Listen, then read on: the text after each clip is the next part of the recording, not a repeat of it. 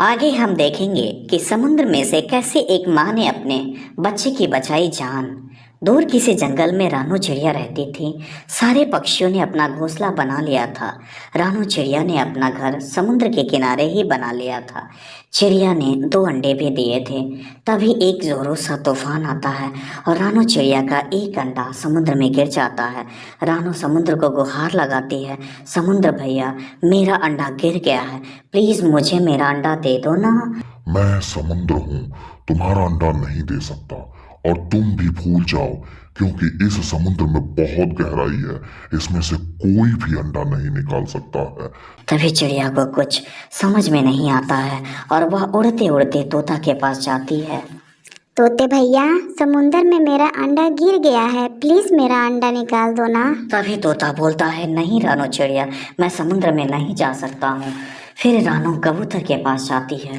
कबूतर भैया, समुद्र में मेरा अंडा गिर गया है, आप तो मेरी मदद कीजिए, मेरा अंडा निकाल दीजिए।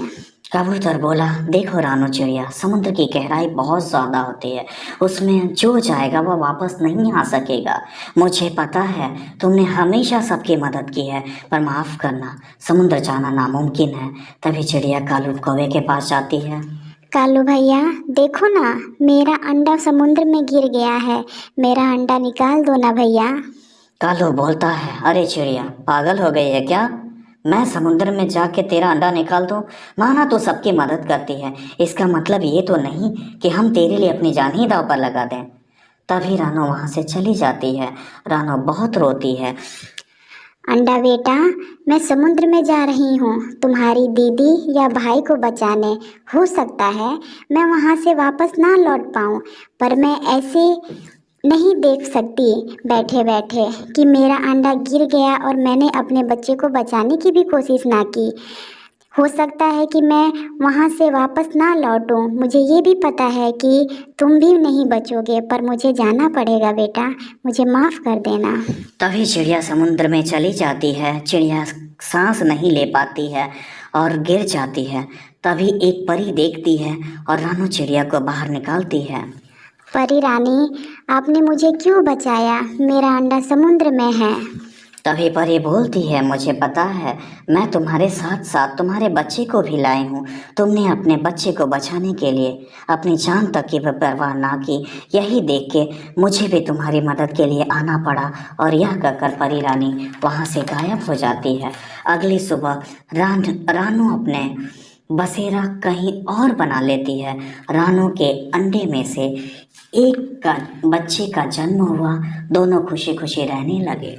बेटा, आप घर पर ही रहना, आप वहीं जाना मत, क्योंकि आपको अभी उड़ना नहीं आता है। ऐसे में आप बाहर जाओगे तो आपको चोट लग सकती है। मैं तोते के यहाँ काम करने जा रही हूँ। रानू चली जाती है। रानू सीढ़ी पर चढ़कर घर साफ ही कर रही थी कि वह गिर जाती है और उसे बहुत ज़्यादा चोट लग जाता है। तभी वहाँ तोता आता है। रानू, तुम्हें बहुत ज़्यादा चोटें आई हैं और सबसे बड़ी बात यह है कि तुम्हारे पंख भी घायल हो गए हैं। अब क्या करूं? चलो मैं तुम्हें घर छोड़ देता हूँ। रानू अपने घर आ जाती है और तोता बोलता है, अब तुम कैसे भोजन की व्यवस्था करोगी?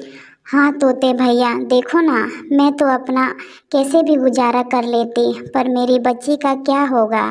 इसकी वो भोजन की व्यवस्था मैं कैसे करूँगी? मेरी बच्ची को तो भूख से ही मर जाएगी। हाय मेरा बच्चा।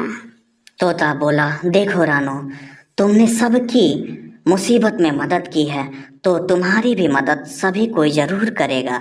मैं अभी जाता हूँ, सारे पक्षी को इकट्ठा करता हूँ और देखता हूँ क्या हल निकलता है। तभी तोता वहाँ से चला जाता है। सारे पक्षी में जंगल में इकट्ठा होते हैं। तोता सबको रानू की बात बताता है कि रानू की हालत बहुत ख़राब हो गई है, उसके पंख भी घायल हो गए हैं, तो वह अपने भोजन की व्यवस्था नहीं कर सकती। तो हम सारे पक्षी एक एक करके उसकी मदद करें तो रानू चिड़िया की थोड़ी मदद हो जाएगी और उससे भी हम लोगों की बहुत सहायता हुई है। तुम ही करो उस छोटी चिड़िया की मदद, मैं तो भोजन नहीं ला सकती, मेरा भोजन तो खुद ही कम पड़ जाता है। और यह बोलकर गौरी वहाँ से चली जाती है। तभी कबूतरी बोलती है, हाँ तोते, हम सब एक एक दिन करके रानू चिड़िया के यहाँ भोजन दे दिया करेंगे जब तक वह ठीक नहीं हो जाती। रात होने को आई।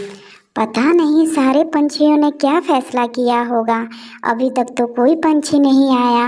बेटा तुम्हें भूख तो नहीं लगी है ना? नहीं मम्मा, भूख तो नहीं लगी है, पर मुझे नहीं लगता कि कोई आएगा। नहीं बेटा, थोड़ा लेट ही सही, पर कोई ना कोई ज़रूर आएगा। मैंने सबकी सहायता की है, मुझे विश्वास है कि मेरी भी सहायता ज़रूर करेंगे लोग। तभी तोता अमरूद लेकर आता है और बोलता है, ये लो रानो चिड़िया, आज थोड़ा लेट हो गया है, कल हम लोग समय पर तुम्हारा भोजन पहुंचा दिया करेंगे। सारे पक्षी तो मान गए हैं, पर गौरी चिड़िया बोलती है, मैं नहीं करूंगी उस छोटी चिड़िया को भोजन देना। तोता भैया, आप तो जानते ही हो कि गौरी चिड़िया कैसी है, मुझे उसकी बात का कोई बुरा नहीं लगता, जाने दीजिए। ऐसा कई दिन तक चलता रहा। एक एक करके सारे पक्षी कुछ ना कुछ भोजन रानो चिड़िया के लिए लाते रहे। एक दिन सारे पक्षी फिर से इकट्ठा होते हैं और तभी कबूतरी बोलती है कि अब हम कैसे रानो चिड़िया के लिए भोजन लेकर जाएंगे। हमने तो खुद ही 2 दिनों से भोजन नहीं खाया है, जंगल में सूखा पड़ गया है। जब हमारा ही पेट नहीं भरेगा तो हम रानो चिड़िया की मदद कैसे करेंगे। तोता भी बोलता है, अच्छा अब हमें यह परेशानी रानो चिड़िया को बतानी पड़ेगी कि अब हम उसकी मदद नहीं कर पाएंगे। तभी तोता रानो के पास जाता है और कहता है, रानो जंगल में बहुत सूखा पड़ा है, कई दिनों से बारिश भी नहीं हुई है, अब हमें दाना भी नहीं मिल पा रहा है, इसलिए सारे पक्षी दूसरे जंगल में कल चले जाएंगे और हमें माफ़ कर देना कि अब हम तुम्हारे लिए भोजन की व्यवस्था नहीं कर पाएंगे। तोते भैया, कुछ पता चल रहा है कि बारिश कब तक होगा? नहीं रानो, कुछ पता नहीं चल रहा है क्या हो रहा है। तोता भैया, आप लोगों को कहीं जाने की ज़रूरत नहीं है, उधर टोकरी में देखिए क्या है। अरे जाइए तो पहले। तोता बोला, अरे रानो इतना सारा फल, ये तो बहुत ज़्यादा है। हाँ तोते भैया, आप लोग जो फल लाते हैं वो हमारे लिए बहुत ज़्यादा हो जाता था। मैं थोड़ी थोड़ी उस टोकरी में फल डाल दिया करती थी। अब तो आप लोगों को कहीं जाने की ज़रूरत नहीं पड़ेगी ना? नहीं रानो, ये फल तो बहुत ज़्यादा है, जब तक सूखा है हमारा काम चल जाएगा। तोता बोलता है, रानो तुम तो बहुत समझदार हो, तुमने उतने ही फल में से बचा भी लिया और अपना पेट भी भर लिया, मानना पड़ेगा तुमको। यह कहकर तोता चला गया और एक एक करके पक्षी रानो के पास उसके घर आते और ज़रूरत के अनुसार अपने भोजन लेकर चले जाते। वहाँ गौरी बोली, ये छोटी चिड़िया तो बहुत समझदार निकली, अब पक्षियों को तो दाना मिल जा रहा है पर हमें कहीं से भोजन नहीं मिल रहा है। मैं रानी चिड़िया के पास किस मुंह से भोजन मांगने के लिए जाऊं। तभी उसका पति बोलता है, मैंने तो कहा था कि तुम्हें रानो चिड़िया की मदद करनी चाहिए, लेकिन तुम्हें उसका कोई असर नहीं हुआ। देखो, इस एक बात याद रखना, कब कौन काम आ जाए ये कोई नहीं जानता। तभी गौरी बोली, जाने दो, मैं तो रानो के पास भोजन मांगने जा रही हूँ, मुझे पता है कि रानो चिड़िया मना नहीं करेगी। इसी तरह रानो ने अपनी सूझबूझ से सबकी मदद की। धन्यवाद।